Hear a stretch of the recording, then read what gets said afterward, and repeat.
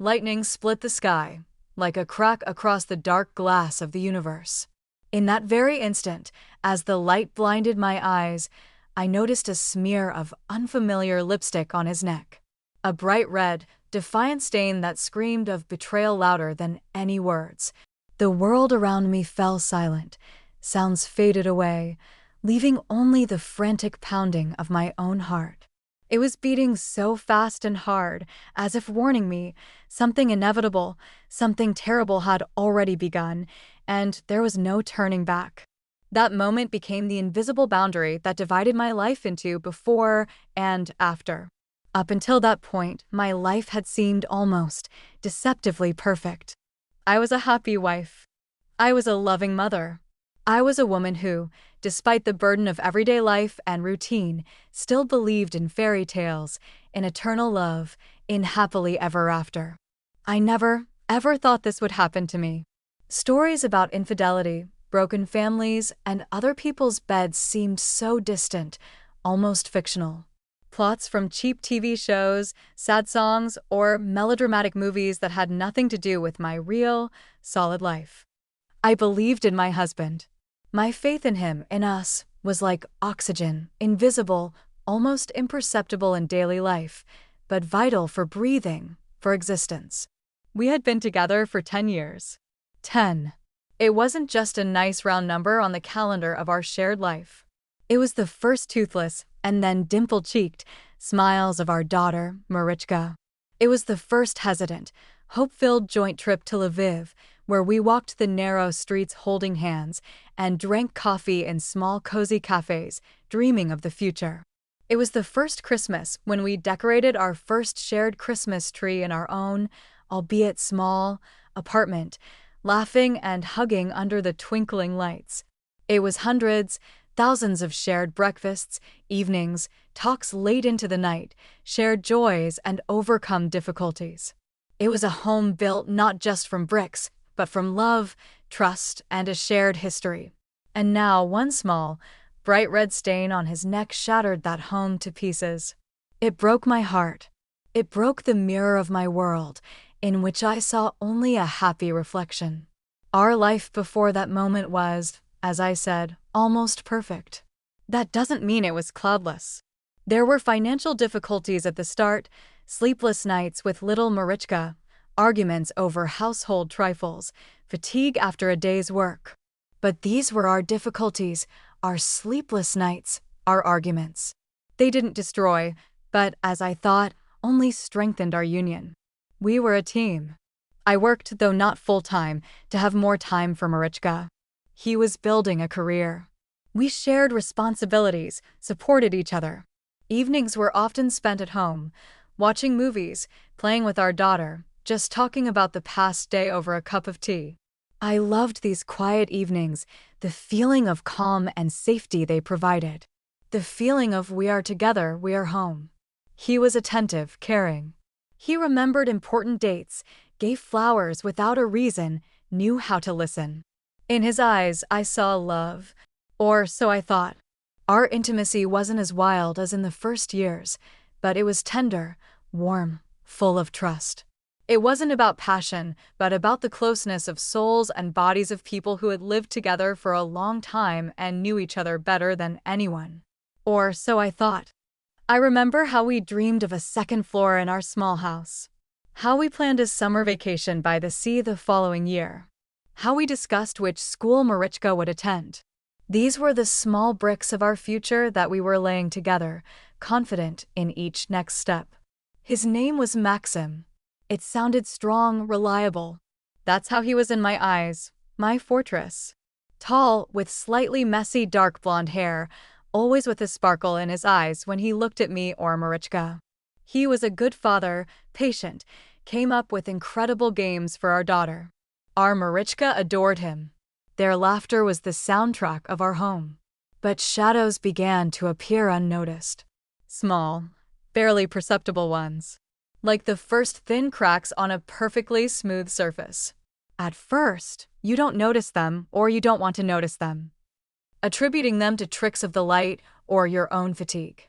The first trifle was his phone. Before, it lay anywhere, on the table, on the sofa, charging in the living room. I could pick it up to check the time or find something online. He never hid it. And then suddenly, the phone became private territory. Always face down. Always in his pocket or nearby, within arm's reach. A password appeared, which wasn't there before. He brushed off my question about it. Just for security, you know. My brain accepted this logical explanation, but something inside me was already tightening with an incomprehensible anxiety. Then came the late nights at work. At first, once a week, then more often. The meeting ran late. Urgent report, need to finish the project. He came home tired, sometimes with a slight smell of alcohol, which was unusual for him after work. I accepted his fatigue, felt sorry for him, tried to make the evening cozier. He's having a difficult time at work, I convinced myself. He's trying hard for us, for the family. A new cologne. A sharp, unfamiliar scent that replaced his usual, native aroma. Just decided to try something new, he explained, noticing the question in my eyes. I accepted the explanation again. Can't a man want to change his cologne? Of course, he can. But my inner voice no longer believed in this simplicity. It whispered, "This smell is not for you. This smell is for someone else." I started noticing changes in his behavior at home. He became more distant, thoughtful. He talked less, laughed less. To my attempts to talk about it, he replied, "Everything's fine, just tired." He started avoiding my gaze, our usual evening hugs on the sofa. Our nights became less frequent, and when they did happen, they lacked the intimacy, the tenderness they once had. I again searched for the reason in myself. Maybe I'm not attractive enough. Maybe I've become too boring. The anxiety grew like a weed in a garden you'd forgotten to tend to in time. It wrapped around my heart, squeezing it with cold claws. I became irritable, tearful. The smallest thing could throw me off balance. I felt lonely, even though he was nearby. An invisible but palpable wall was growing between us. My intuition, that unseen voice that always whispers the truth, even when you desperately don't want to hear it, wouldn't be silenced. It screamed, it pounded in my head, forcing me to pay attention to details that I consciously ignored. The smell of someone else's perfume on his shirt, which I attributed to a colleague at the office. A long hair on his jacket, which I justified by saying he sat next to a woman on the bus, even though he drove. His sudden desire to just go for a walk after work when before he used to rush home. I began to feel as if the shadow of another woman was wandering through our apartment. She was invisible, but her presence was felt in every corner. She touched our things, leaving a barely perceptible trace. She drank tea from his favorite mug, leaving a lipstick mark on the rim that only I saw in my nightmares. It was crazy, I knew, but I couldn't shake off these thoughts. I tried to talk to him openly. Several times I sat across from him after Marichka had gone to bed and started, "Maxim, is something wrong? You've changed." His answers were always standard. "Tired, problems at work, you're imagining things." He avoided deep conversations, changed the subject, sometimes got annoyed. "You're constantly looking for a problem where there isn't one." This made me quiet down, feel guilty for my suspicions. Maybe I really was overthinking? Maybe it was postpartum depression that had lingered? Maybe I was just a jealous and insecure woman? Again and again, I convinced myself that everything was fine, that our love was strong, that we would overcome any difficulties. I clung to memories of happy moments like a lifeline in a stormy sea of doubt. I cooked his favorite dishes, tried to create a romantic atmosphere, bought new lingerie. I desperately tried to get him back, the person he was before. But he kept drifting away. One evening, when he was working late again, I couldn't find peace. It was past midnight, and he wasn't home. His phone didn't answer. Panic tightened my throat. I imagined the worst. An accident, trouble. I was almost ready to call the police or hospitals. And then he came. Neat, without signs of trouble, but with the same unfamiliar cologne scent and some strange fatigue. Not from work, but as if from a busy evening. "Where were you?" I asked with a trembling voice. At work. Finished the report, he replied, avoiding my gaze. He didn't apologize for making me worry. He just went to bed. That night, I didn't sleep. I lay beside him, feeling the chasm between us. Every cell in my body screamed lies. My suspicions were no longer just overthinking.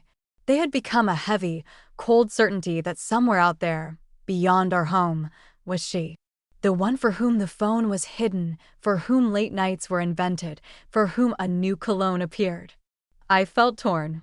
Part of me still desperately clung to faith in him, in our marriage.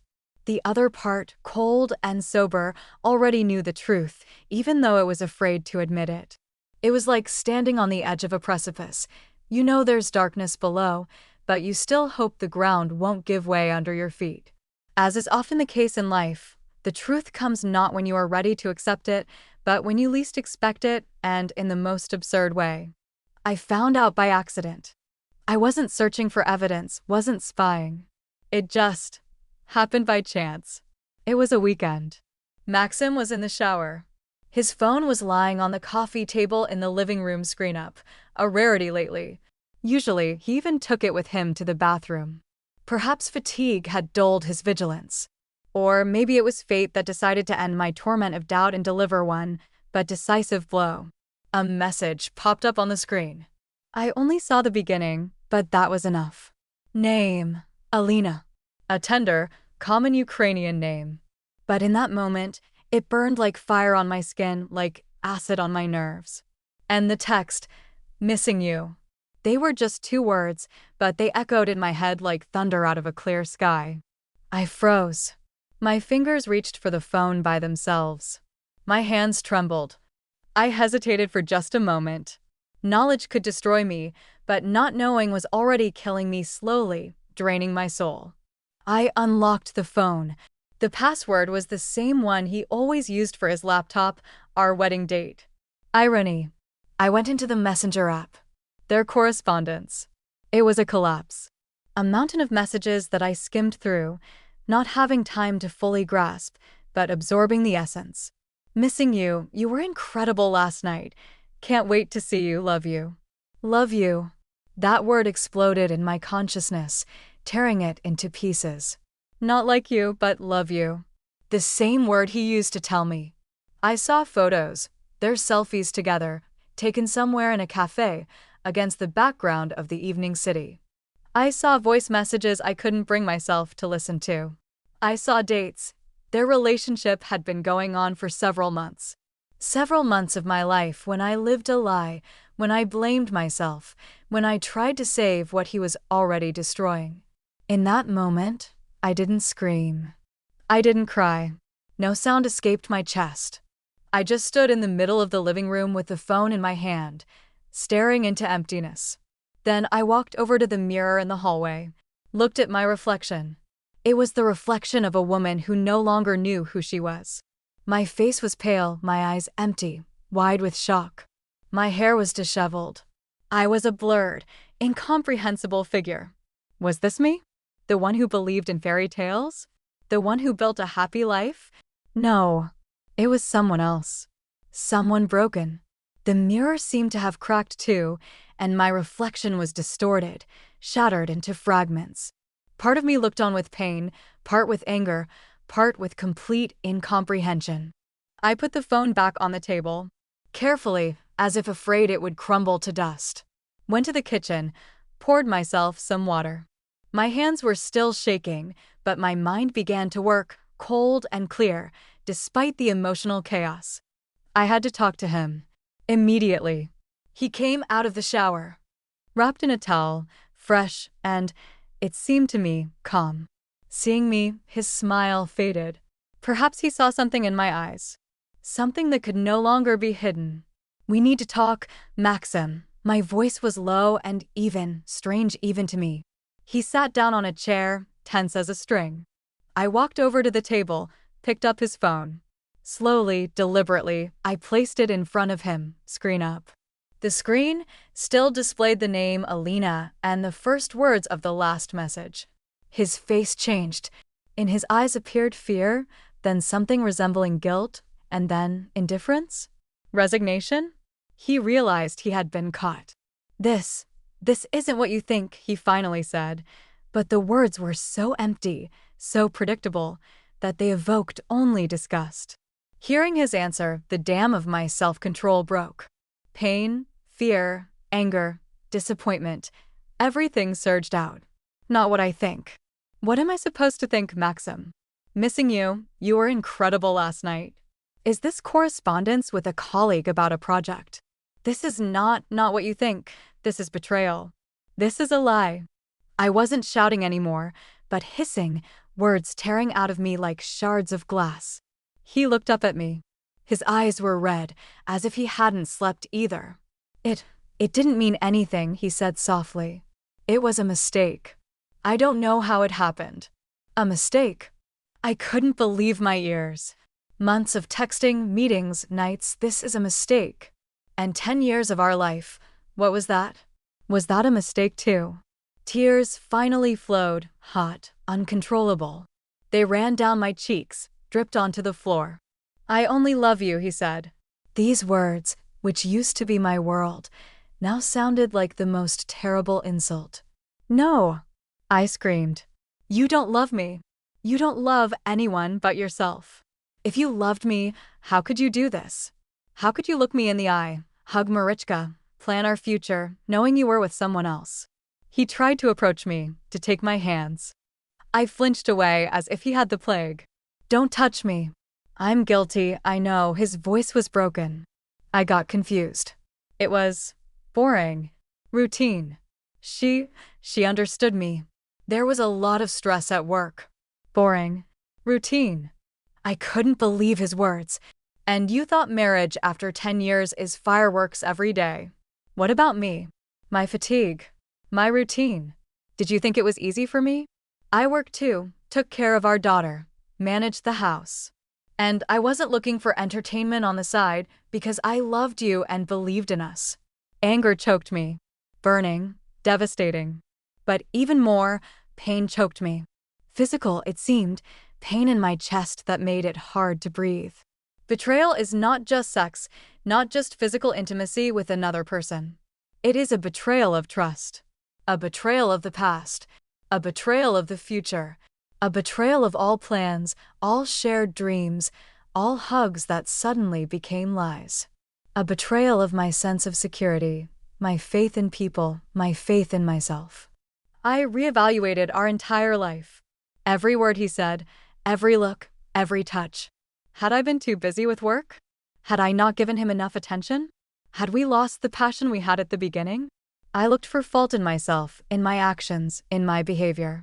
Maybe I had failed somewhere, didn't do something, didn't give something. But then, through the veil of tears and pain, understanding came. Clear and cold. Betrayal is not a consequence of my actions or inaction. It is a choice. His choice. He chose to betray. He chose to lie. He chose to jeopardize everything we had built. And his explanations about boredom and understanding sounded like pathetic attempts to justify his own weakness and baseness. Pack your things, I said, feeling the last drops of love and trust evaporate, leaving behind only scorched earth. Where?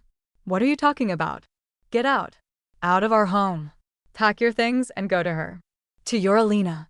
There is no place for you here anymore. My voice was still trembling, but steel had appeared in it. He tried to argue, to plead, to promise.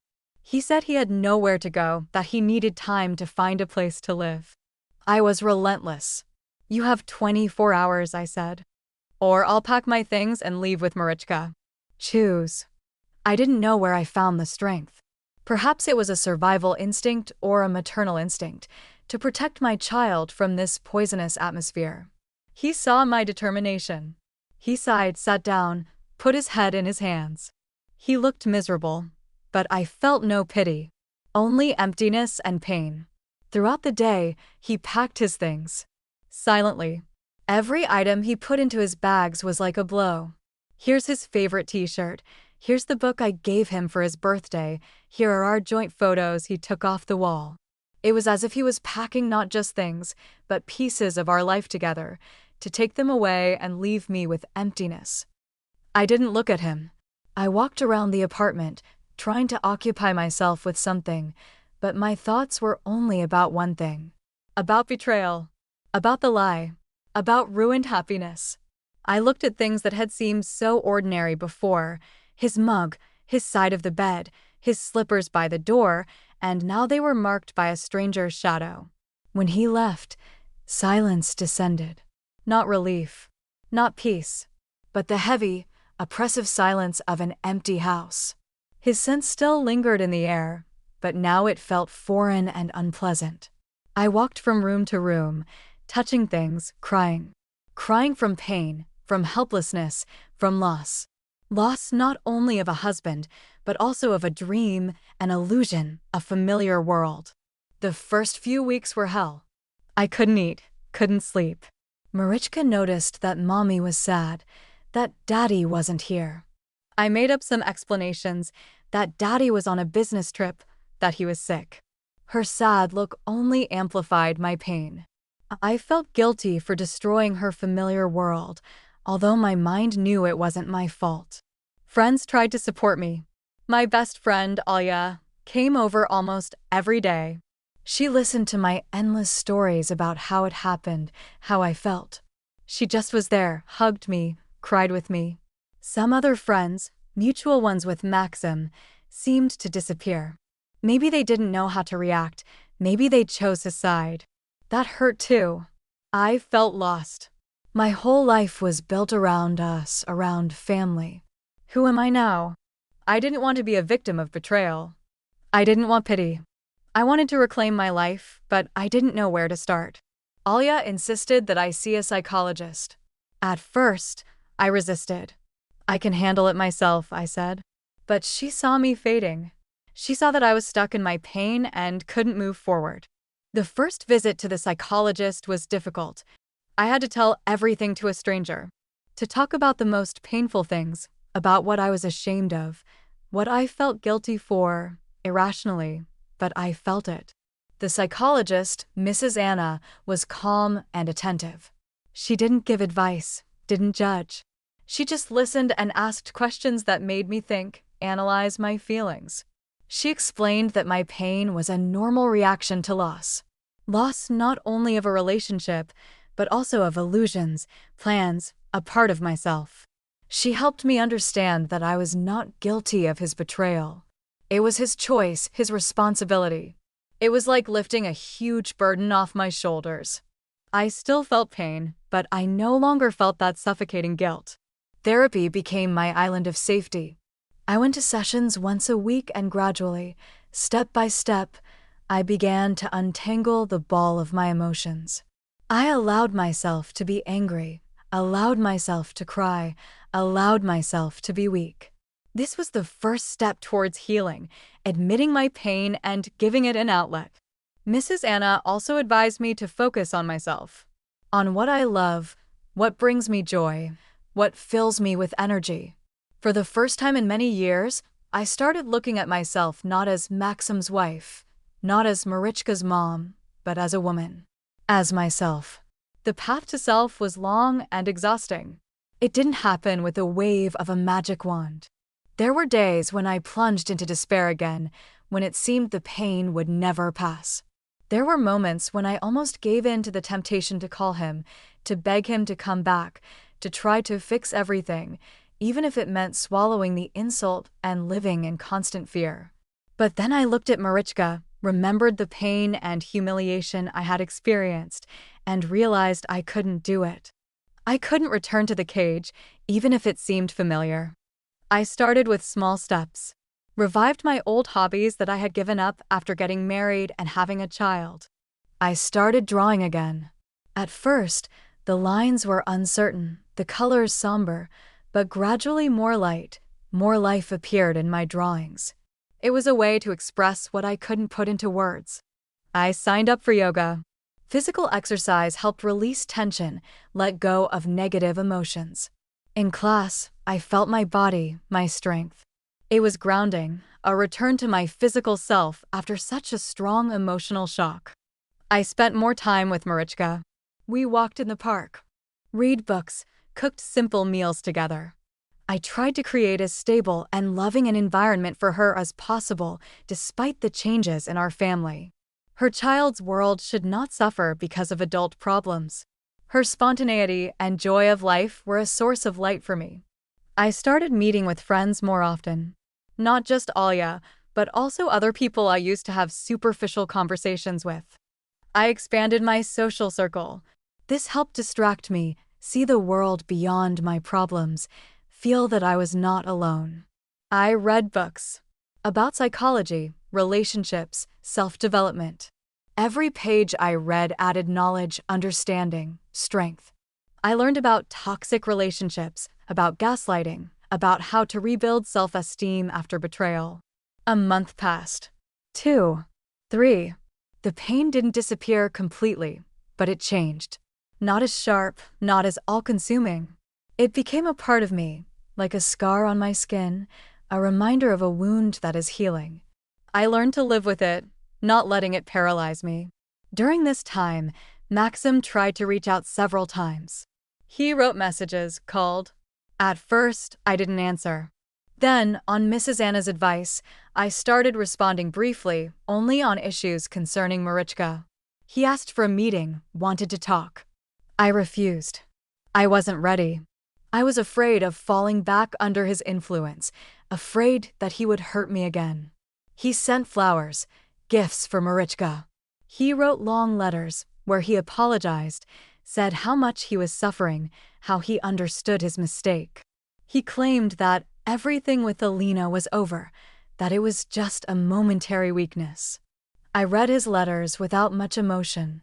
The words were correct, but there was no depth behind them. It was as if he just wanted to get everything back to how it was, not understanding the extent of the destruction he had caused. I didn't believe him. Maybe he was telling the truth about Alina, but his words no longer carried the same weight they once did. Trust was broken. About a year passed since that terrible day. A year of pain, loss, but also a year of growth, self-discovery, recovery. I had changed. Stronger, wiser, more confident in myself. I was no longer that naive woman who believed in fairy tales. I saw reality, saw the dark sides of life, but learned to find light even in the darkness. I started smiling more often. The smile was no longer fake, not forced. It was the smile of a woman who had gone through trials and persevered. I came to love myself, truly, unconditionally, for the first time. Loved myself with all the scars, with all the imperfections. About a year after Maxim left, he reappeared in my life more persistently. Not just with messages, but with an invitation for a serious conversation. He wrote that he wanted to meet and talk about us, not about Marichka. I hesitated. Was I ready? Did I want this? My heart, which had been healing for so long, was still vulnerable. But my mind told me this conversation was necessary, at least to put an end to it or to understand if there was even the slightest chance for some kind of shared future, even if different from before. I agreed to meet on neutral ground, at a cafe. I arrived early, sat by the window, watching people on the street. I felt nervous, but without the panic I had before. He came. He looked different, thinner, with tired eyes, dressed neatly, but without his former sparkle. He sat across from me. The air was charged. "Hi," he said softly. "Hi, Maxim," I replied. My voice was calm. He started talking. He talked about how he realized his mistake, how difficult it was for him without us, how he understood the value of family. He said he had been seeing a psychologist for 6 months, that he had been working on himself. He sounded more sincere than in his letters. He wasn't making excuses, but admitting guilt. "I know I hurt you terribly," he said, looking me in the eyes. "And I'm not asking you to just forgive and forget. I'm asking for a chance to try to restore everything, not to bring it back to how it was, because I understand that won't happen again, but to build something new, even if it's with cracks." He talked about how he missed evenings at home, how he missed Marichka, how he realized that I was the only woman he loved. He didn't promise the moon, didn't swear eternal love with grandiose phrases. He talked about reality, about working on the relationship, about being ready to do everything to regain at least part of my trust. I listened to him, listened to his words, looked into his face. Part of me wanted to believe him, wanted our family to be whole again, for Marichka to have both parents close by every day. This part still remembered the Maxim I loved and missed him. But another part, the one that had been through the hell of betrayal and rebirth, was on guard. It remembered the pain, remembered the lie. It remembered what it was like to live in constant fear and distrust. Could I trust him again? Could I calmly let him go to work, knowing he might be with someone else? Could I look at him without a shadow of suspicion? I talked to him frankly. I told him about my pain, about my fears, about how difficult it had been for me to recover. I said that trust is like a crystal vase. It can be shattered in a second, but you can't glue it back together without visible cracks. I don't know, I said honestly. I don't know if I can. My heart, it remained with a crack, like a mirror that has been glued. The reflection is visible, life goes on, but the seams, they are there. And I don't know if I can live constantly seeing these seams. He didn't pressure me. He said he understood, that he was ready to wait, that he was ready to work on it for years if there was even the slightest chance. I took a break, thought for a long time, talked to Mrs. Anna, to Alya, weighed all the pros and cons, thought about Marichka, but I didn't make her the decision for me. The decision had to be mine, for my life, for my happiness. In the end, I decided to try, not to forgive and forget. That will never happen. But to try to build something new on the ruins of the old, with the understanding that it would be difficult, with the understanding that trust would be fragile, with the understanding that the cracks would remain. We started cautiously. He came back, but not as if nothing had happened. We both went to a psychologist, he individually. I continued my sessions. We learned to talk. We learned to listen to each other. We learned to be honest, even when it was painful. There were moments when the old pain washed over me again. When I saw his phone and my heart tightened. When he was late from work and terrible images appeared in my head. I had to consciously fight these thoughts, analyze them, trust or try to trust his words and actions. He did everything possible to show his commitment. He was open, answered any questions, shared his life.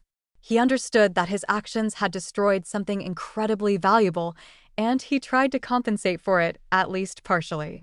Our life became different. Less carefree, more conscious. We no longer lived in the illusion of a perfect fairy tale. We lived in reality where there is pain, there are mistakes, but there is also the desire to move forward, to build something valuable from what remains. Several more years passed. Marichka grew up. She is a happy child, surrounded by love. She sees that mom and dad are together, that they care for each other, although perhaps she doesn't see the same carefree attitude that once was. Our relationship with Maxim is constant work. It's a daily choice. The choice to believe, the choice to build, the choice not to let the past completely destroy the present. The crack in the mirror of our marriage remains. It is visible. It reminds itself from time to time. But now, looking into this mirror, I see not only the crack. I see my reflection. It is the reflection of a woman who went through a storm and persevered. Who lost illusions but found herself. Who learned the pain of betrayal but discovered the power of forgiveness, not forgetting, but accepting and letting go of anger for her own sake. I see the scars on my soul, the marks of wounds that have healed. They may not be pretty, but they're proof of my strength, my ability to endure, to recover, and to move forward. These scars have made me wiser, more resilient, more empathetic to the pain of others. I learned that self-love is not selfishness. It is the first and most important condition for happiness. You cannot give love to others if you are empty inside, if you do not love and respect yourself. It was the focus on myself, on my healing, that helped me survive and find the path to a new life. Sometimes you truly have to lose someone or lose the idea of someone to find yourself. My story is not just a story about betrayal. It is a story about rebirth. About how from the fragments of a broken life, you can piece together something new, perhaps not as shiny as before, but stronger, more valuable, because it is built on the foundation of truth and acceptance. Betrayal is a wound. It heals slowly, leaving a deep mark. But with each day, that mark turns into a scar, a reminder that you survived, that you are stronger than you thought. Sometimes that wound, that scar, makes you who you are meant to be, yourself, a strong, conscious woman who knows her worth. I look in the mirror. I see my face, on which there is no longer that naive, carefree attitude. I see eyes in which there is both the pain of the past and the light of the present. I see the barely noticeable seams on the surface of the glass. They are there. They will always be. But the reflection, my reflection, is no longer broken. It is whole, reassembled, stronger than ever. And that is the most important thing.